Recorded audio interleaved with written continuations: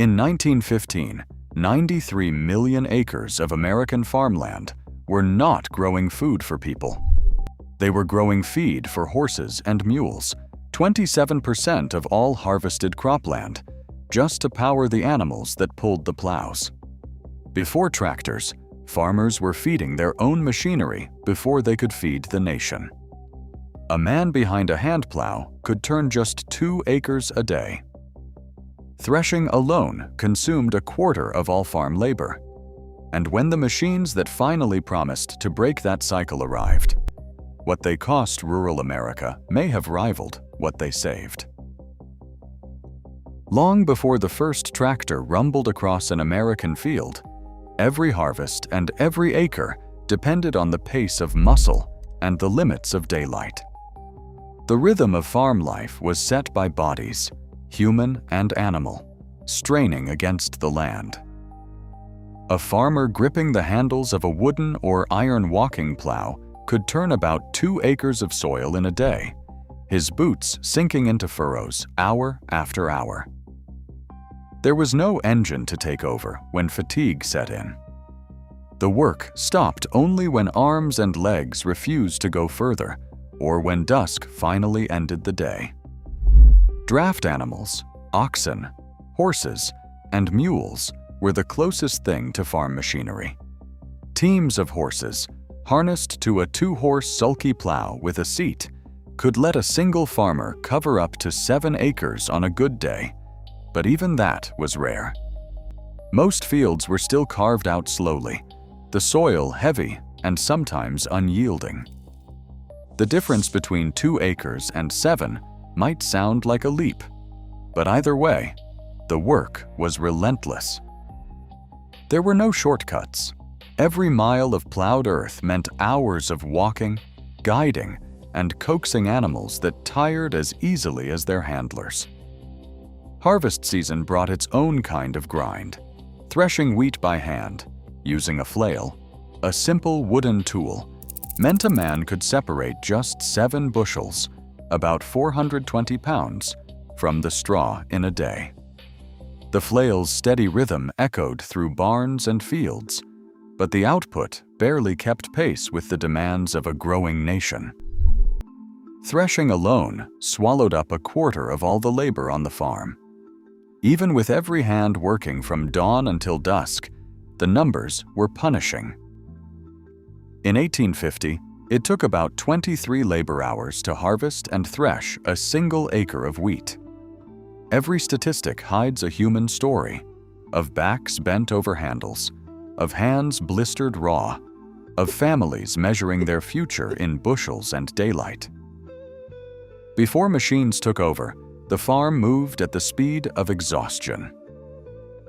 In 1837, a blacksmith named John Deere hammered out a solution to a problem that had stopped thousands of farmers in their tracks.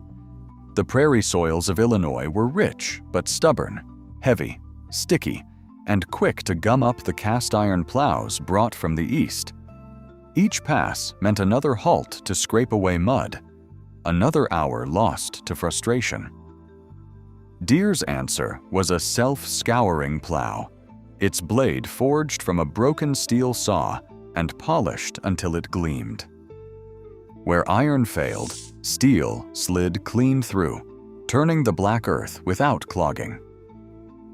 The first year, only one farmer took a chance on Deere's invention. But word spread. By 1843, Deere's workshop was turning out nearly 400 steel plows a year, each one opening new acres and new hopes across the Midwest. But the real leap in farm output didn't come from plowing alone. In 1831, in the hills of Virginia, another experiment was taking shape. Cyrus McCormick, just 22 years old, picked up where his father Robert had left off after 16 years of failed attempts. In 6 weeks, Cyrus built a working mechanical reaper, a machine that could cut wheat faster than any man with a scythe. The first public test drew a crowd, but the scene was far from the clean triumph often pictured. The clatter and motion of the reaper terrified the horses pulling it. To keep the animals steady, enslaved workers were forced to walk alongside, their hands on the harnesses, their presence a silent requirement for progress. Among them was Joe Anderson, whose skill and labor were as vital to the machine's success as any gear or blade, yet whose name would be hidden for generations. The steel plow and the reaper changed the arithmetic of farming, but neither freed the farmer from dependence on animal muscle or human toil.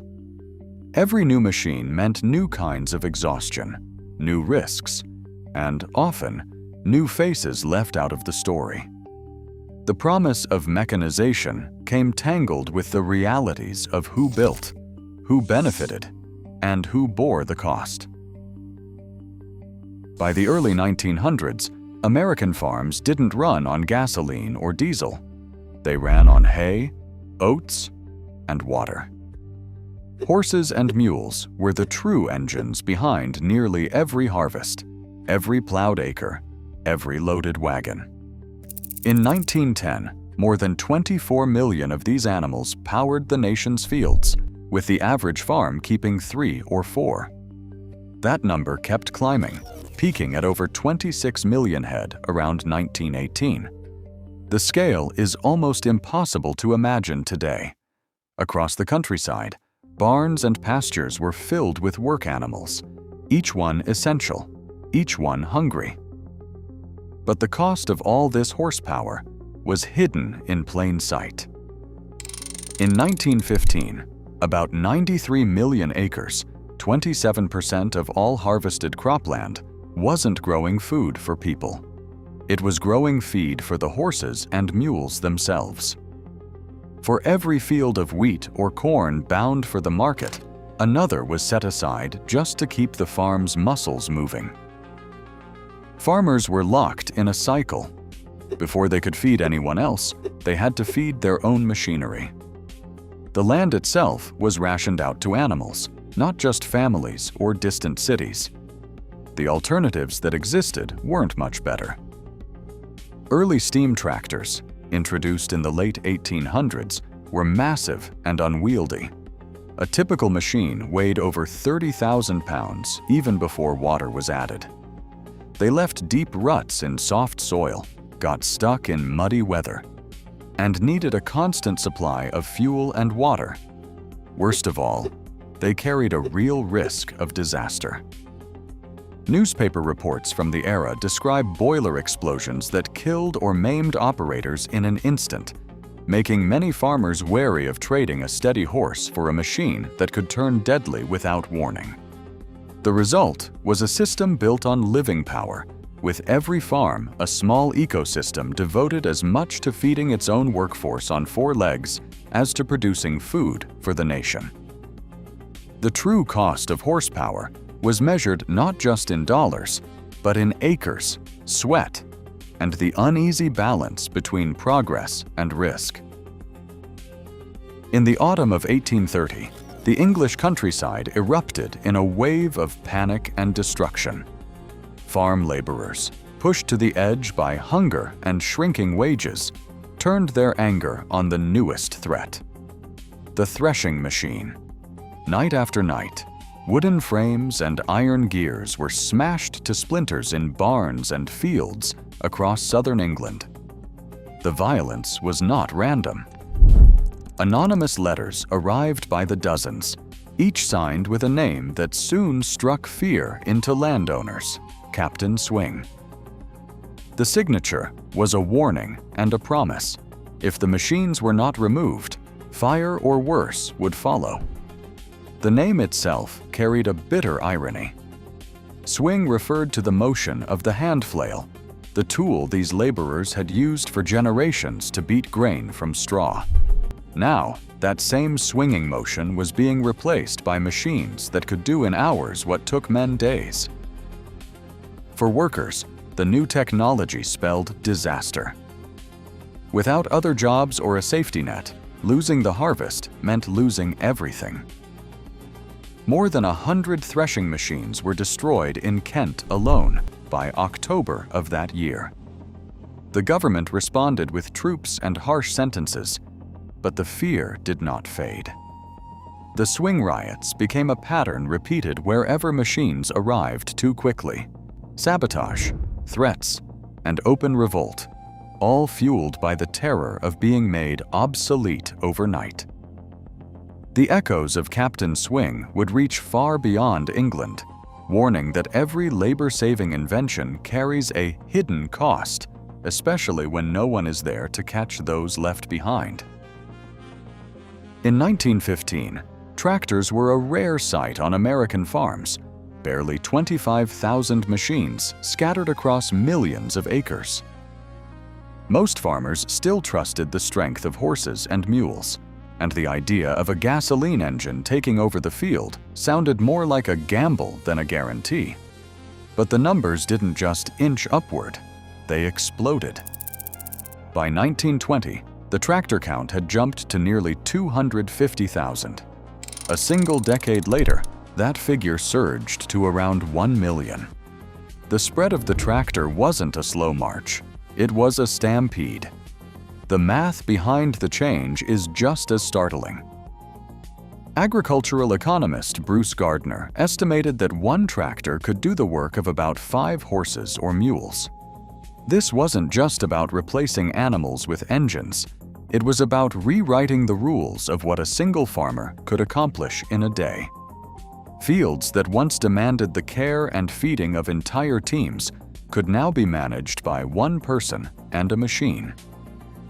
The impact rippled far beyond the barn. In 1930, American farms devoted about 65 million acres to growing feed for work animals, hay, oats, and pasture that never reached a family's table. By 1960, that number had plummeted to just 5 million acres. Decades of tradition vanished. A single generation. Land that once kept horses and mules alive was suddenly free to produce wheat, corn, and vegetables for people instead. The tipping point came in the mid-1950s. USDA records show that, for the first time, tractors outnumbered horses and mules on American farms. The old balance was gone. The countryside shifted almost overnight from the shuffle of hooves to the steady hum of engines. The numbers make it clear. Mechanization didn't trickle in. It swept across the land, transforming not only how farmers worked, but what the land itself could provide. By the time the Great Depression gripped the countryside, the promise of the tractor was tangled with a new kind of loss. Fields that once echoed with the sound of horses and voices now fell silent, as machines replaced not only muscle, but entire ways of life. The numbers are stark. In 1900, about 41% of American workers made their living from the land. 100 years later, that figure had collapsed to just 2%. The shift did not happen quietly. For thousands of tenant farmers and sharecroppers, especially across the South and Midwest, mechanization meant eviction. Landowners, eager to cut costs and boost yields, traded teams of men and mules for a single tractor, and families who had worked the same soil for generations were told to pack up and leave. The phrase, "tractored out," entered the language, capturing the suddenness of being replaced by a machine. Government records from the Farm Security Administration show the aftermath in black and white. Families camped by the roadside, wagons piled high with battered furniture, children staring out at a future that had vanished overnight. John Steinbeck's The Grapes of Wrath drew its power from these real stories, following the Joads as they joined the long line of the dispossessed and heading west in search of work that no longer existed. The tractor, in these accounts, was both a savior and a destroyer. For some, it meant freedom from dawn to dusk labor and the hope of prosperity. For others, it was the end of a community, a way of life broken apart by progress that offered no place for them. The debate over what was gained and what was lost still lingers. Mechanization brought efficiency, but it also left deep scars. Scars visible in the faces captured by FSA photographers, and in the stories handed down by those who were forced to move on. In the rush to modernize, rural America was transformed. But not everyone was carried forward by the same tide. Wind-driven dust storms sweeping across the plains in the 1930s left behind more than empty fields. They sparked a fierce argument that has never truly settled. Some historians draw a straight line from the steel plow to the Dust Bowl, arguing that the same tool that unlocked the Midwest's black earth also broke the land's natural defenses. Before the plow, deep-rooted prairie grass held the soil in place, surviving droughts that came and went for centuries. Once that sod was cut, acre after acre, year after year, the roots that anchored the earth disappeared. When the rains failed, there was nothing left to hold back the wind. But the story doesn't end there. Others point to the record-breaking drought of the 1930s, calling it the main culprit.